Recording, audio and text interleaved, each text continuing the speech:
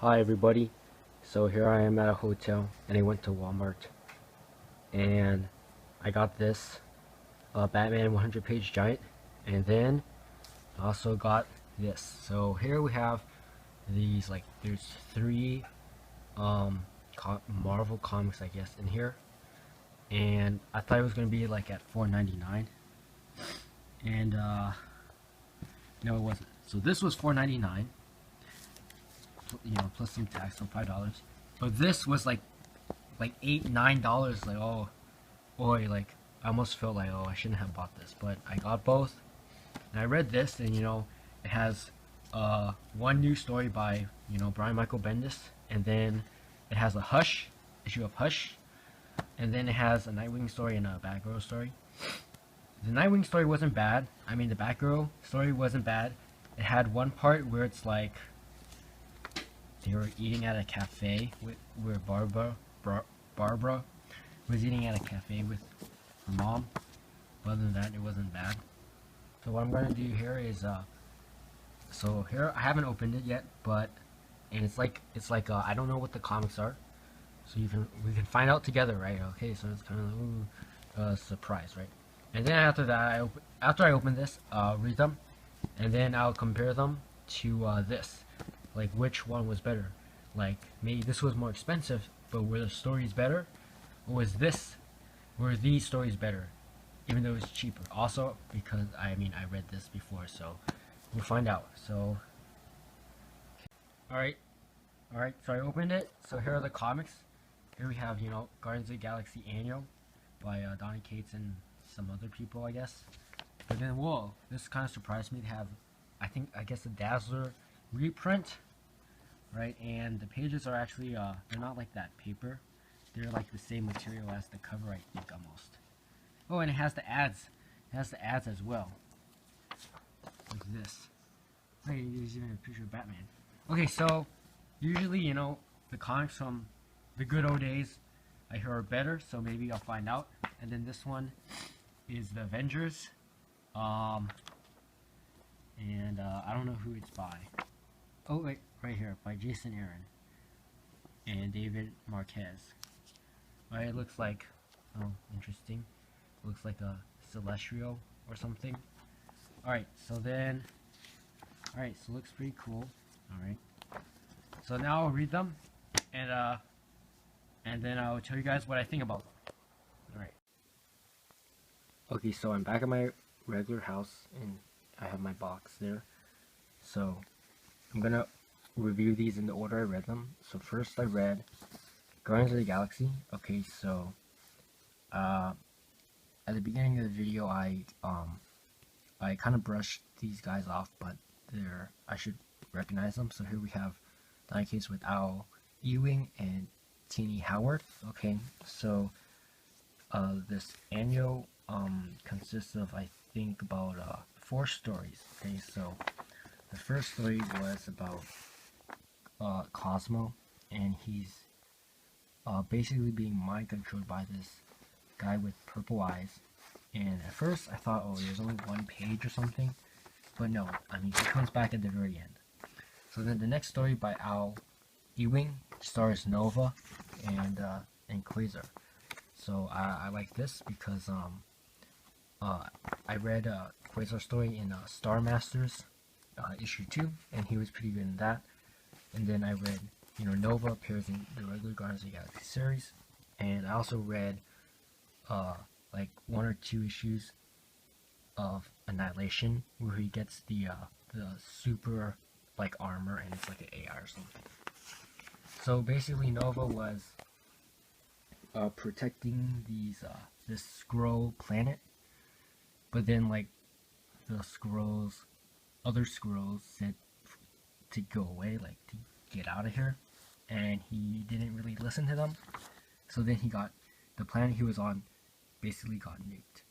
Now, it was a little sad, but then I thought it was interesting that the author, Al Ewing, mentions this Bugface Brown, and this character appears in U.S. Avengers, and Al Ewing also wrote that, so I thought that was a good throwback by the author. Okay, so then So then the next story stars Adam Warlock by Tini Howard, and then I thought this was good because he was a hero to these creatures.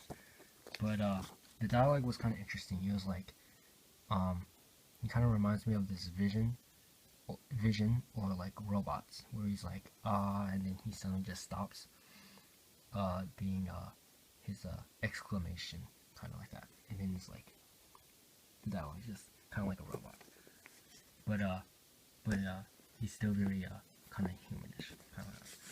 Okay, so then the last story here was about Darkhawk, and I don't know a lot about this character, but if this is like this, since this was the first time reading it, I thought it was still very easy to understand. It was like the armor and the guy inside the armor are different people, but they've been together for a very long time. And then the mystery is that like they're separate now or something, and he's also a child. So like, what's going on there? So then at last, the Cosmo story comes back, and the another twist is that the story continues in issue 7 of Guardians of the Galaxy. Now, I thought issue 7 starts off like an arc with Rocket Raccoon, but then I guess maybe it's Rocket Raccoon, as well as this guy who's collecting these heroes in these crystals. So we have to find out. And I think issue 7, yeah, it comes out this month. Okay, so then the next thing I read was Dazzler, and it was pretty good. It was pretty good, and the art is by John Romita Jr. and is written by Tom DeFalco. So on the cover, there's Dazzler, and then as well as these other characters, and they all appear in the book, right? To make the book sell, right? You see Spider-Man. Hey, the book has Spider-Man, right? But here it has Nightcrawler, and the book also has Wolverine. And I think they should have put Wolverine on the cover because Wolverine's, you know, I think a lot cooler than Nightcrawler. Okay, so the book starts off with Dazzler being chased by these kind of thugs, and she's like running into an alley, right? So then she uses her powers, which is that she can turn. You use the radio to make music, and then she can turn sound into light, and basically blind these guys. Now, one of the guys breaks the radio, and then she's kind of helpless, and then that's where Spider-Man comes in, and he basically saves the day. Now, I think that Dazzler should have been able to defeat these guys first, and then Spider-Man was just like watching, and then he just comes in to like stop the getaway car. So, but the way it's written right now, it's like Spider-Man just stays like, oh, whatever. So then later, Dazzler is calling the X-Men, and you can see them training here in the danger room, and then obviously here's Wolverine, right? So then, so she calls the X-Men because, like, because she's kind of poor, and she kind of was wondering if she should go back to them. So she calls Storm, and then Storm kind of low-key like offends Dazzler. She's like, "Oh, are you giving up your career in singing and dancing?" And he's like, "What? No, I'm not giving up." And then she hangs up, right? And then she realizes, "Hey, maybe I shouldn't give up on my dream." So then in the origin story, which is like on the next page, right? Which is good because it's issue 1, so it gives you the origin story. The origin story of Dazzler is that she has, growing up, her dad wanted her to become a lawyer, but she wanted to be a singer / dancer. So I think this is like reminds me of those Tiger Parents, right? Where the parents want their kid to become a doctor, engineer, or a lawyer, but the kid wants to do something else. So I think this type of origin story is actually can connect to like middle class people, right?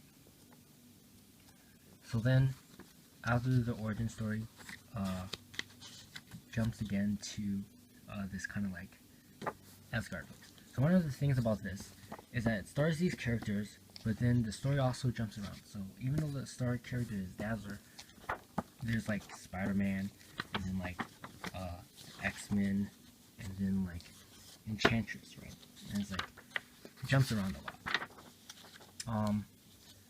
So yeah, that's one of the things I didn't like it, but I guess that's how they sold comics back then. No, the other thing I didn't like was that the ending is kind of anticlimactic. So the ending has it where Dazzler and Enchantress have this kind of like a sing-off or dance-off, and then Dazzler wins, and then Enchantress like leaves basically, and then that's the end.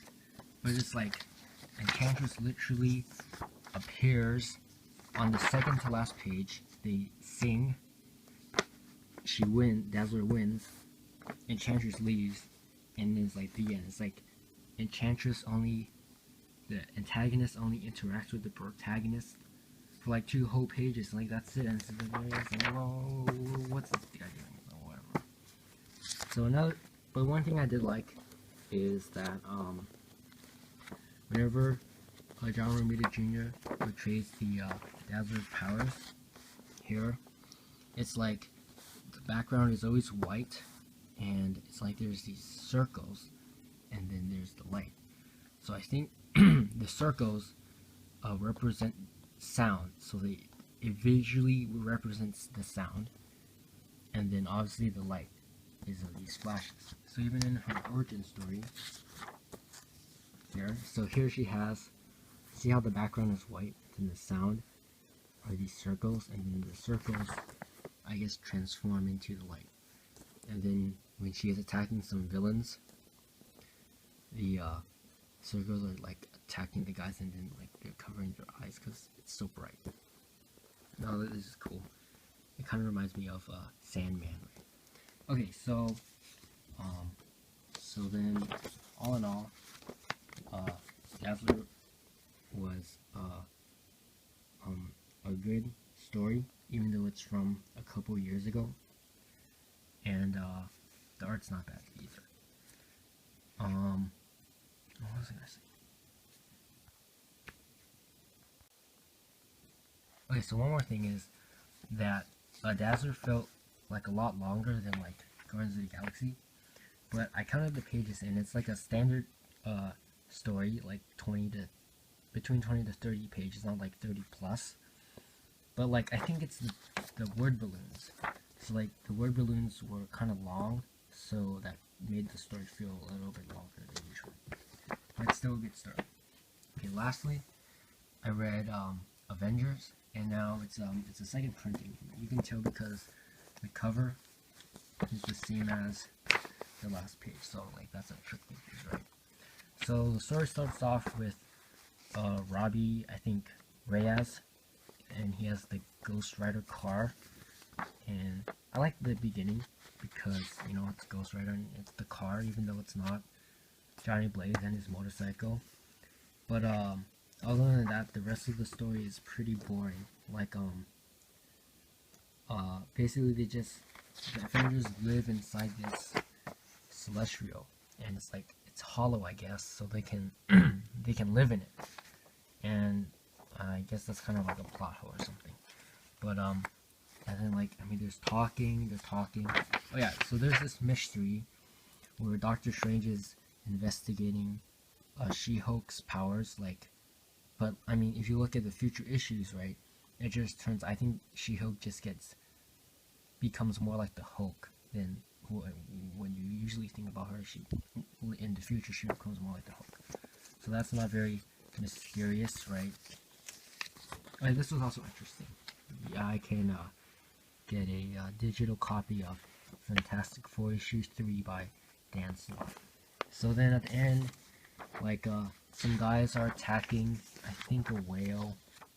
Oh no, there are some guys who attacked Atlantean warriors, and then of course Namor would get upset and attack these guys. So I mean, Namor's usually a jerk or whatever, But I mean, here, I mean, he has a good reason to attack these guys, unless, you know, the Atlanteans did attack the humans first. So then I don't know. But usually, I don't really like stories about Atlantis, even Aquaman. Sometimes I don't like the Aquaman stories because it usually comes down to just Aquaman finding one of two guys. I mean, like Ocean Master or Black Manta, and that's kind of boring. It's like, it I think I in my head I joke about this. It's like Aquaman, the Aquaman stories. It goes like Ocean Master and Black Manta, then Ocean Master, Black Manta. It's the same two guys, right? Okay, but so I think out of all three of these, Avengers one was the worst because it was boring, and then I actually did like Dazzler, and then this was also good. So what do I think about? So which group of stories did I think was better? Was it 3 Marvel comics for the price of 2, basically, or was it 3 DC comics at the price of like 1? So I think that this DC Giant is slightly better than these 3 because each one was consistently exciting and adventurous, whereas this one wasn't as exciting. Now, don't get me wrong, these 2 are, you know, pretty good. They're not bad, but this one had the Batgirl and Nightwing and Batman stories were more adventurous and more, I guess, entertaining than the other 3. This one, I mean, Brian Michael Bendis was okay as well, I guess, because it's like Batman has the White Lantern ring, but other than that, it's just fine. So, thanks for watching. I'm currently working on some more animations, or at least one animation, and I hope that's something for you guys to look forward to. So thanks for watching. Don't forget to like, comment, and subscribe. Thanks. Bye.